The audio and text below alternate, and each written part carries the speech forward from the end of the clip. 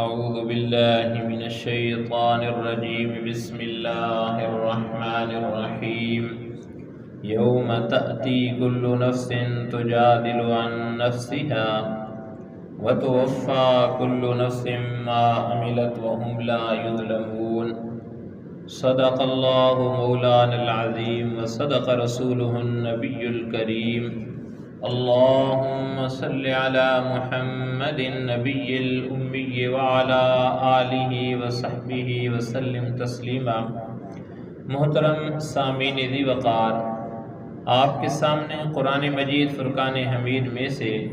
سورۃ النحل کے رکوع نمبر 15 کی پہلی آیت مبارکہ کی تلاوت کرنے کی سعادت حاصل کی ہے۔ اللہ جل شانہ کی ذات فرما رہی ہے، یوم تأتی کل نفس، جس دن آئے گا ہر نفس تجادل عن نفسها، جھگڑا کرتے ہوئے اپنے نفس کے متعلق، یعنی یہ سب کچھ اس دن ہوگا جب ہر شخص اپنے دفاع کی باتیں کرتا ہوا آئے گا۔ وَتُوَفَّى كُلُّ نَفْسٍ مَا عَمِلَتْ، اور ہر شخص کو اس کے سارے اعمال کا پورا بدلہ دیا جائے گا۔ وَهُمْ لَا يُظْلَمُونَ، اور لوگوں پر کوئی ظلم نہیں ہوگا۔ قیامت کے منظر کو اللہ کریم کی ذات بیان کر رہی ہے کہ قیامت والے دن جب انسان اللہ کی بارگاہ کے اندر حاضر ہوگا تو ہر بندہ یہی کوشش کر رہا ہوگا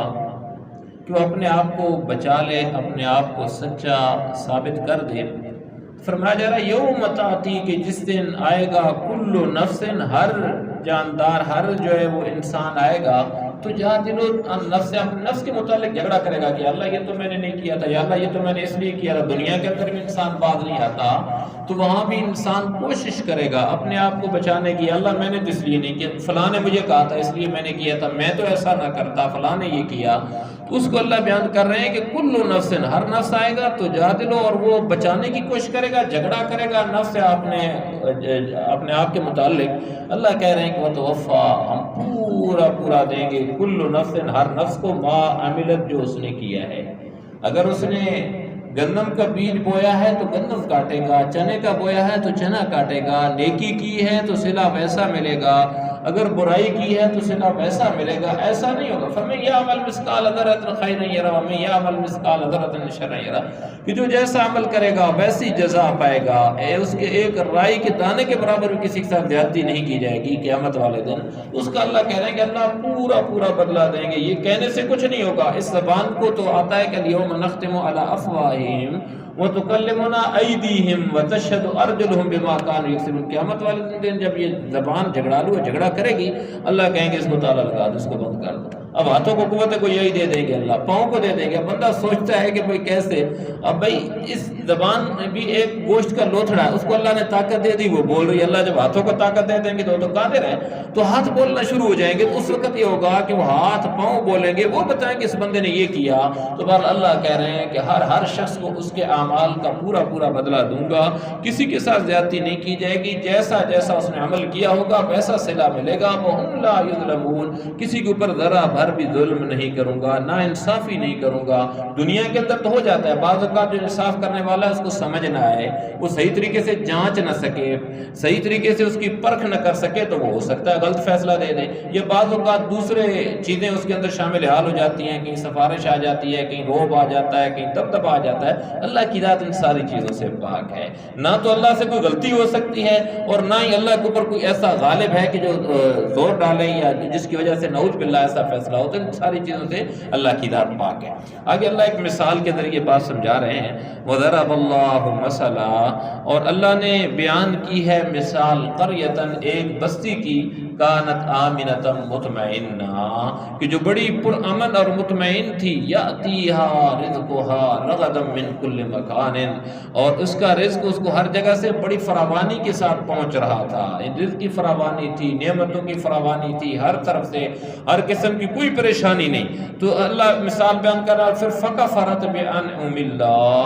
اللہ کی نعمتوں کی ناشکری کر دی اس کے رہنے والوں نے۔ پھر اس بستی کے اندر فکفرت، انہوں نے ناشکری کی، بیان ملا اللہ کی نعمتوں کی جو وہاں پہ رہنے والے تھے، فَأَذَاقَهَا اللَّهُ، پھر اللہ نے کیا کیا کہ اللہ نے ان کو چکھایا لباس الجوع والخوف، اللہ جل شانہ کی ذات نے ان کو لباس پہنایا بھوک کا اور ڈر کا، یا ان کو بھوک اور ڈر کا مزہ چکھایا اس وجہ سے بما کانوا یصنعون، جو وہ کام کرتے تھے، جو وہ کرتوت کرتے تھے، جو وہ اعمال کرتے تھے، اس کی وجہ سے اللہ نے ان کے اوپر اس چیز کو شامل کر دیا۔ اس کے متعلق علماء مفسرین لکھتے ہیں کہ یہ ایک ویسے عام کسی بستی کی مثال ہے کہ اس کے متعلق ایسا تھا اور اللہ نے اس کو بیان کر دیا، اور کچھ کہتے ہیں کہ نہیں، اس سے مراد قوم سبا کی بستی تھی کہ اللہ نے انہیں بہت زیادہ نواز رکھا تھا، ہر ایک چیز کی فراوانی تھی، لیکن جب انہوں نے اللہ کی نافرمانی کی تو اللہ نے پکڑ کے اندر انہیں گرفتار کر لیا اور ان کے ساتھ یہ ہوا۔ تیسری مثال یہ بیان کرتے ہیں کہ یہ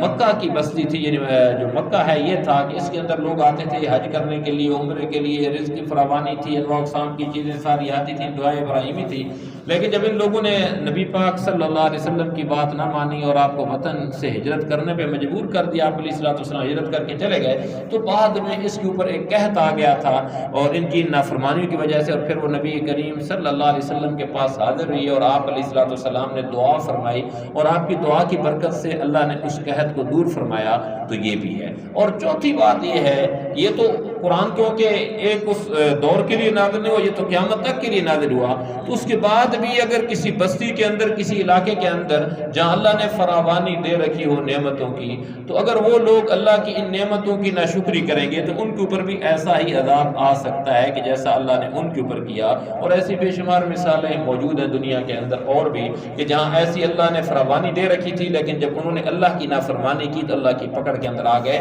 ان کے اوپر بھی ایسا ہی عذاب آ گیا۔ اللہ ہم سب کی حفاظت فرمائے۔ وَلَقَدْ جَاءَهُمْ رَسُولٌ مِّنْهُمْ، اور ان کے پاس انہی میں سے ایک پیغمبر آیا، فَكَذَّبُوهُ، تو انہوں نے اس کو جھٹلایا، یعنی انہی میں سے ایک رسول آیا، انہوں نے اس کو جھٹلایا، فَأَخَذَهُمُ الْعَذَابُ، تو اللہ فرما رہے ہیں چنانچہ جب انہوں نے ظلم اپنا لیا تو وَهُمْ ظَالِمُونَ، یعنی جب انہوں نے ظلم کیا، فَأَخَذَهُمُ الْعَذَابُ، تو ان کو عذاب نے آ لیا، عذاب آ پہنچا ان کے اوپر، کس وجہ سے کہ جب اللہ کہتے ہیں کہ ہم نے انہی میں سے اپنے ایک نبی کو بھیجا، اس نے دعوت دی تو انہوں نے اس کی دعوت کو نہ مانا، اس کو جھٹلایا، اس کے اوپر الزامات لگائے، جیسے کہ پچھلے درس کے اندر بات گزری ہے کہ انہوں نے کہا کہ نعوذ باللہ یہ فلاں لوہار کے پاس جاتے ہیں، یہ فلاں عجمی کے پاس جاتے ہیں، وہ باتیں بتاتا ہے قرآن بیان کر رہے ہیں، قالوا ھذا اساطیر الاولین، کے پہلوں کے قصے کہانیاں ہیں، یعنی مختلف باتیں جو کی اس کے متعلق فَكَذَّبُوهُ نے جھٹلایا۔ اللہ کہتے ہیں پھر ہم نے ان کو عذاب کے اندر پکڑ لیا، اور پکڑا اس وجہ سے نہیں، وَهُمْ ظَالِمُونَ، کی یہ ظلم کر رہے تھے، ناانصافی کر رہے تھے، انصاف کا تقاضا تو یہ تھا کہ ان کی بات مانتے، جب ان نے بات نہ مانی تو اللہ کہتے ہیں ہم نے پکڑ لیا۔ اللہ کہتے ہیں فَكُلُوا مِمَّا رَزَقَكُمُ اللَّهُ حَلَالًا طَيِّبًا، لہذا اللہ نے جو حلال پاکیزہ چیزیں تمہیں رزق کے طور پر دی ہیں انہیں کھاؤ، فَكُلُوا، کھاؤ، مما، ہر اس چیز کو، رزقکم اللہ، جو اللہ نے تمہیں دی ہے، حلالا طیبہ، حلال اور پاکیزہ چیز، فرمایا کہ ان چیزوں کو کھاؤ، واشکروا نعمت اللہ، اور اللہ کی نعمتوں کا شکر ادا کرو، ان کنتم ایاہ تعبدون، اگر تم واقعی اس کی عبادت کرتے ہو، سچے طریقے سے اس کی عبادت کرتے ہو، تو پھر اللہ نے جو چیزیں تمہارے لیے حلال قرار دی ہیں، پاکیزہ ہیں، ان کو کھاؤ پیو اور اللہ کا شکر ادا کرو۔ اب اس کے اندر ہوا یوں تھا کہ پہلی قوموں کے اندر کچھ لوگوں نے اپنے اوپر یہ کسی چیز کو حلال قرار دے دیا، کسی کو حرام قرار دے دیا، اس کا کہا جا رہا ہے کہ بھئی حلال اور حرام قرار دینا یہ کسی بندے کی بس کی بات نہیں، اللہ کا حکم ہے، اللہ جیسے جس کے لیے کر دیا تو اللہ کا شکر ادا کرو، ان چیزوں کو کھاؤ، ایسا نہیں ہے کہ کسی چیز کو اپنے اوپر حرام کر لو، جیسے کہ پہلی قوموں کے اندر کچھ چیزیں تھیں، انہوں نے اپنے اوپر بنی اسرائیل کا تذکرہ آتا ہے یا کچھ اور لوگوں کا تذکرہ آتا ہے، آگے پھر فرمایا جا رہا ہے کہ انما حرم علیکم المیتہ، اسی لیے اس نے تمہارے لیے حرام کیا ہے تمہارے اوپر المیتہ، مردار کو، والدم، اور خون، ولحم الخنزیر، اور خنزیر کا گوشت، وما اہل لغیر اللہ بہ، اور ہر وہ چیز کے جو جس پر اللہ کے سوا کسی اور کا نام پکارا گیا ہو، یہ بعض نے اس کا ترجمہ کیا ہے کہ جو کسی غیر کے لیے مشہور ہو جائے، اللہ کے علاوہ کسی غیر کے لیے مشہور ہو جائے، اہل، ہلال کہتے ہیں چاند کو جب اوپر آ جاتا ہے تو کوئی چیز بھی ایسی مشہور ہو جائے کہ لوگوں کو پتہ چل جائے کسی اللہ کے علاوہ کسی اور کے نام کے اوپر، تو اس کے متعلق فرمایا کہ چاروں چیزیں، اور یہ جو چوتھی چیز ہے ان تینوں سے زیادہ سخت جو ہے وہ حرام ہے، اس کے اندر علت ہے، تو فرمایا جا رہا ہے کہ چاروں چیزیں، چاہے مردار ہے اس کا گوشت کھانا، اسی طریقے سے بہتا ہوا جو خون ہے، اور تیسری چیز خنزیر خنزیر کا گوشت ہے، اور چوتھی وہ چیز کہ جو اللہ کے علاوہ کسی غیر کے لیے مشہور ہو جائے یا اس کو ذبح کرتے وقت اللہ کے علاوہ کسی غیر کا نام لیا جائے۔ فرمایا کہ یہ چاروں چیزیں کیا ہیں؟ یہ حرام ہیں۔ فرمایا فمن اضطر غیر باغ ولا عاد، پس اگر کوئی شخص حالت اضطرار میں آ جائے، یعنی مرنے کے قریب آ جائے اور اس کو اور کوئی چارہ نہ ہو اور کوئی چیز نہ ہو، غیر باغ بغاوت کرنے والا نہ ہو، اور فرمایا ولا عاد نہ ہی حد سے بڑھنے والا ہو، یعنی کوئی دوائی کے طور پہ، لیکن ایسے نہیں کہ اور چیزیں موجود ہیں اور اس کو اختیار کریں، اور کوئی دوا موجود نہیں ہے اور کوئی ایسی چیز نہیں ہے، کھانے کے لیے کوئی چیز نہیں ہے، ان چاروں چیزوں میں سے کسی چیز کو اتنا کھا سکتا ہے کہ اس کی جان بچ جائے، اتنا فرمایا کہ فمن اضطر غیر باغ ولا عاد، پھر فرمایا کہ فإن اللہ غفور رحیم، بے شک اللہ کی ذات معاف کرنے والی اور رحم کرنے والی ہے۔ یعنی اللہ کی ذات ہے کہ اللہ نے پھر بھی تمہیں یہ چاروں چیزیں حرام ہیں، لیکن پھر بھی اگر ایسی ضرورت آ جائے تو کھا لو، تو ہے تو گناہ کی بات، لیکن اللہ کی ذات اس کو معاف فرما دے گی۔ پھر آگے فرمایا جا رہا ہے کہ ولا تقولوا لما تصف السنتکم الکذب، اور جن چیزوں کے بارے میں تمہاری زبانیں جھوٹی باتیں بناتی ہیں، ولا تقولوا، یہ نہ کہو تم ان چیزوں کے متعلق السنتکم الکذب، السنہ زبان کو کہتے ہیں، تمہاری زبانیں جو ہے جھوٹی باتیں بناتی ہیں، ھذا حلال وھذا حرام، کہ ان کے بارے میں یہ مت کہا کرو کہ یہ چیز حلال ہے اور یہ حرام ہے، لتفتروا علی اللہ الکذب، کیونکہ اس کا مطلب یہ ہوگا کہ تم اللہ پر جھوٹا بہتان باندھو گے، لتفتروا، تم گھڑو گے، علی اللہ، اللہ کے اوپر، الکذب، جھوٹ گھڑو گے۔ اب اللہ نے ایک چیز کو حلال قرار دے دیا تو زیادہ وہ حلال ہے، اللہ نے کسی کو حرام قرار دے دیا تو حرام ہے۔ اب اپنی مرضی سے کوئی بندہ اس کو کہے کہ یہ حلال ہے یہ حرام ہے، بنی اسرائیل نے اپنے اوپر چربی کو حرام قرار دے دیا تھا، یا اسی طریقے سے حضرت یعقوب علیہ السلام کے متعلق آتا ہے کہ اونٹ کے متعلق انہوں نے خود بچنا شروع کیا تو بعد میں پورے انہوں نے یہ کیا کہ اونٹ کا گوشت کھانا اپنے پر حرام تصور کر لیا۔ تو اس لیے کسی چیز کو اپنی طرف سے حلال حرام قرار دینا یہ جائز نہیں ہے، کہ اللہ نے جس کو حلال قرار دے دیا وہ حلال ہے، جس کو اللہ نے حرام قرار دے دیا وہ حرام ہے، لہذا اس سے بچو۔ اور اگر کوئی خود حلال حرام کرے گا اس کا مطلب ہے کہ نعوذ باللہ اللہ کو اس کے متعلق پتہ نہیں تھا اور اس بندے کو زیادہ پتہ ہے اور اس لیے یہ کر رہا ہے۔ پھر فرمایا جا رہا ہے کہ ان الذین یفترون علی اللہ الکذب، کہ بے شک یہ یقین جانو کہ جو لوگ اللہ پر جھوٹا بہتان باندھتے ہیں، لا یفلحون، وہ فلاح نہیں پاتے،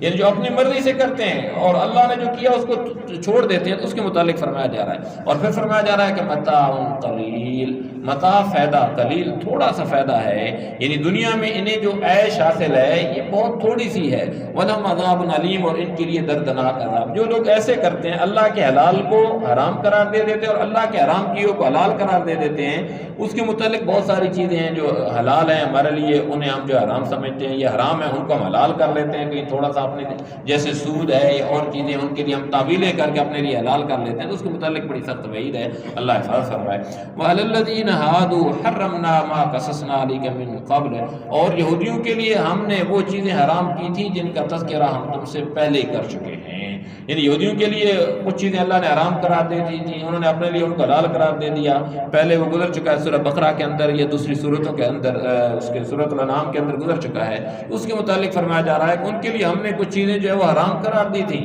لیکن انہوں نے کیا کیا، انہیں اپنے لیے حلال قرار دیا۔ اللہ فرماتے ہیں وَمَا ظَلَمْنَاهُمْ، ہم نے ان پر کوئی ظلم نہیں کیا، وَلَٰكِن كَانُوا أَنفُسَهُمْ يَظْلِمُونَ، بلکہ وہ خود ہی اپنی جانوں کے اوپر ظلم کر رہے تھے، خود ہی اپنے لیے انہوں نے کسی کو حلال کیا، کسی کو حرام قرار دیا، یا اپنے پر پابندیاں لگوائیں، یا گائے کا ان کا واقعہ ہے، اور بہت ساری ایسی چیزیں موجود ہیں۔ پھر فرمایا جا رہا ہے کہ ثُمَّ إِنَّ رَبَّكَ لِلَّذِينَ عَمِلُوا السُّوءَ، پھر بھی تمہارا رب ایسا ہے کہ جن لوگوں نے نادانی میں برائی کا ارتکاب کر لیا،